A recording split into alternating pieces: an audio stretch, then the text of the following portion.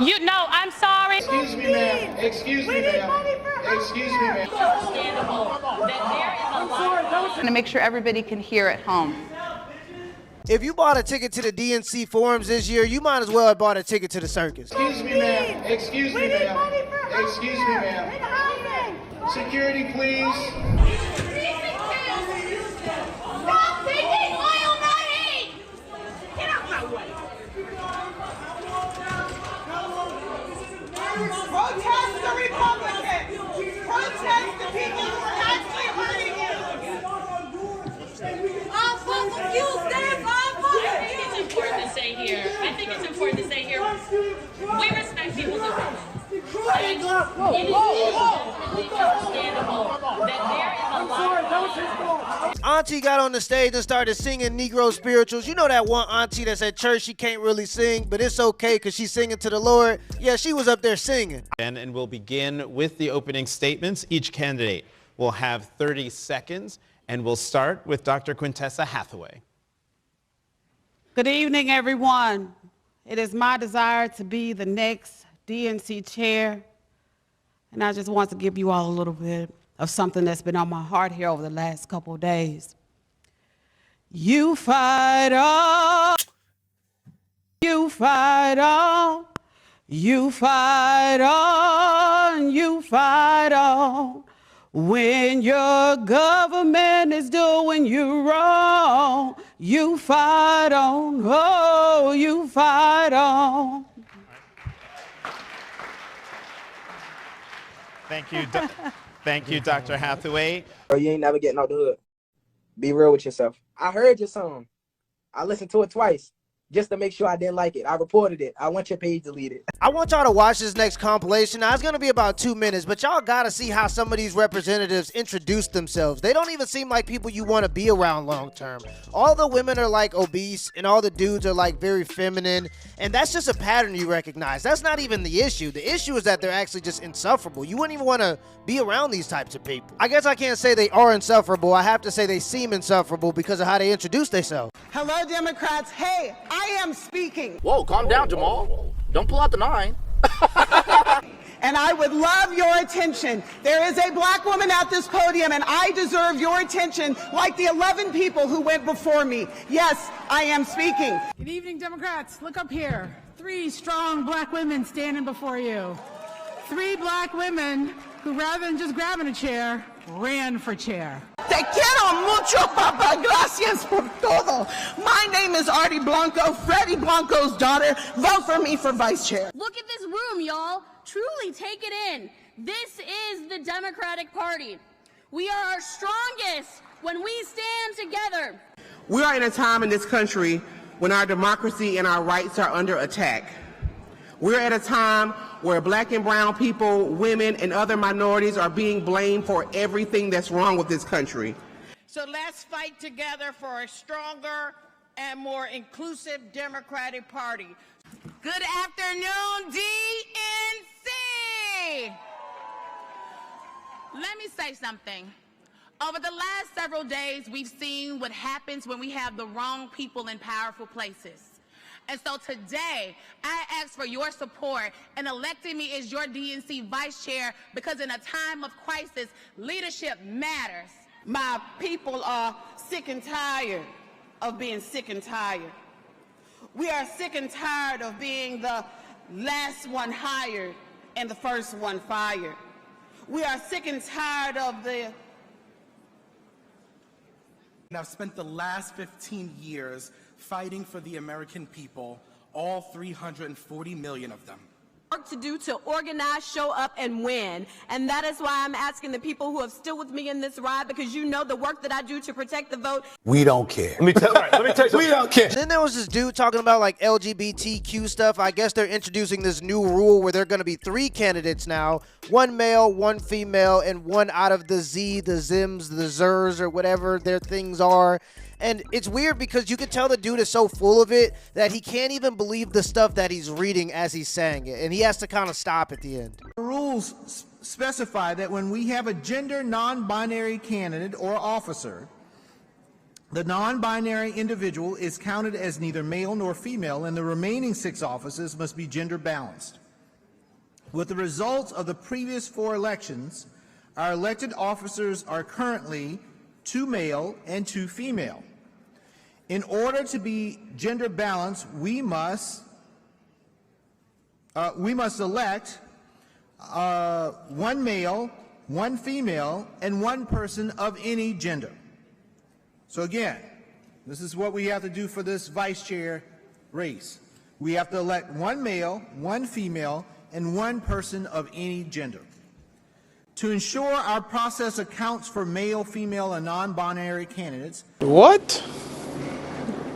Bro, what are you talking about, man? And it's funny because they haven't even taken the time to realize that they've become so distant from reality and even what it used to mean to be a Democrat that people can't even relate to them anymore. When they were asked to raise their hand if they believed that the last election that the DNC lost was because of racism and sexism, every representative raised their hand. That's just crazy to me. I have a show of hands. How many of you believe that racism and misogyny played a role in Vice President Harris's defeat? Okay, so that's good. You all passed.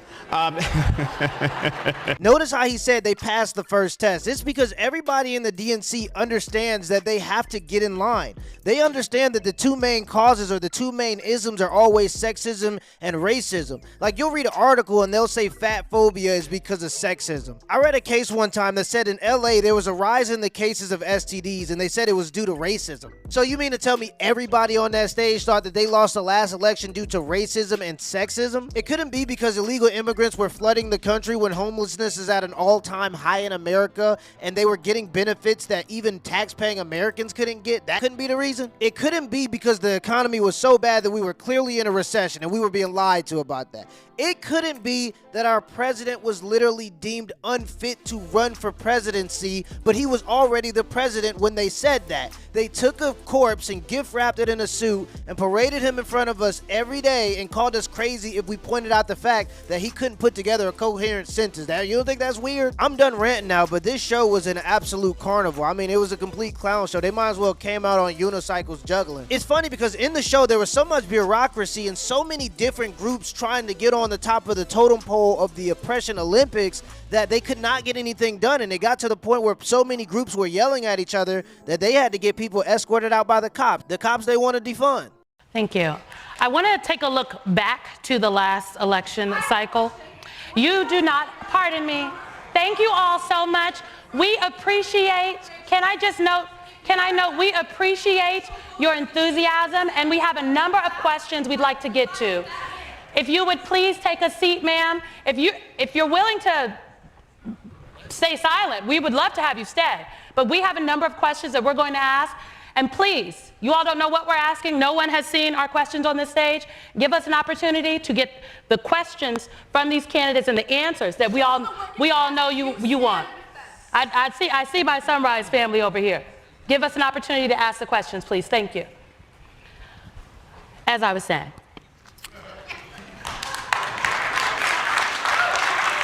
I'm sorry. Everyone, please. We cannot. I am going to ask if the audience would please give us an opportunity to ask the questions. And if you are not going to give us an opportunity to ask the questions, we are going to simply ask you to leave. We will not be able to get through this evening. We will not be able to get through this evening if you all continue to interrupt. Our planet is running out of time. Our planet is running out of time to count. And we are running out of time in this forum. Again, I would ask if anyone else feels the need to disrupt, please stand up and do it right now. I want to give you your opportunity. I want to give you your opportunity. Do it right now. Do it right. That being said, I hope we don't see any more disruptions. I'm so sorry, Dr. Hathaway. Please answer the question.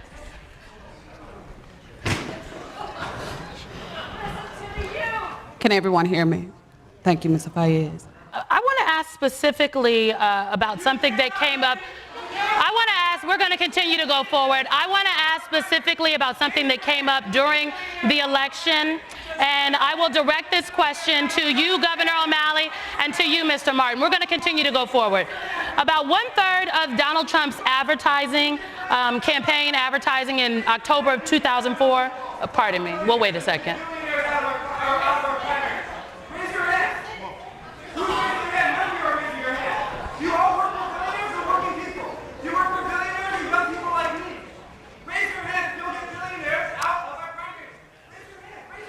Thank you. So we're going to continue on. Again, about 1/3 of the Trump campaign advertising in October of 2024 was dedicated to, and I'm going to use quotes here, gender-changing surgeries for a small number of trans, incarcerated, and undocumented immigrants.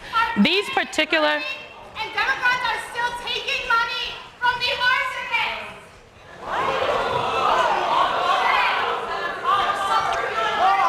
You know.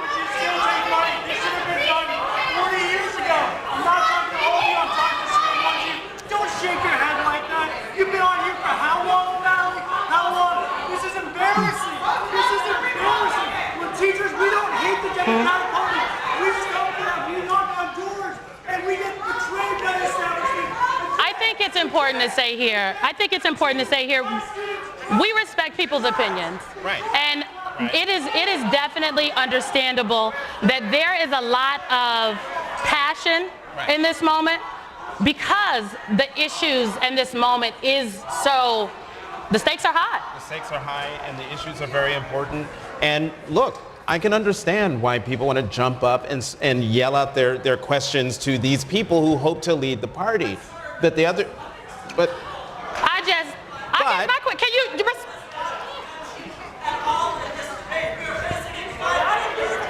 Let's talk about the climate emergency. Okay, hello. Let's get to the climate emergency. Let's get to the climate emergency. Jen Psaki, excuse me. We're going to skip ahead. Jen Psaki's going to ask about the climate. We're going to go to climate. Let's go. We'd like to ask some of these questions. If you could just give us a moment. Thank you.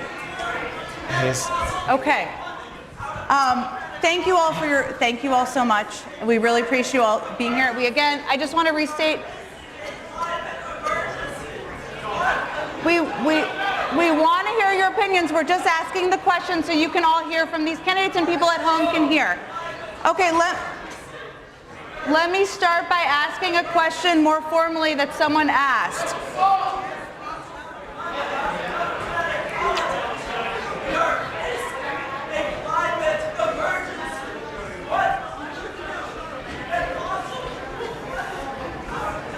Thank you all.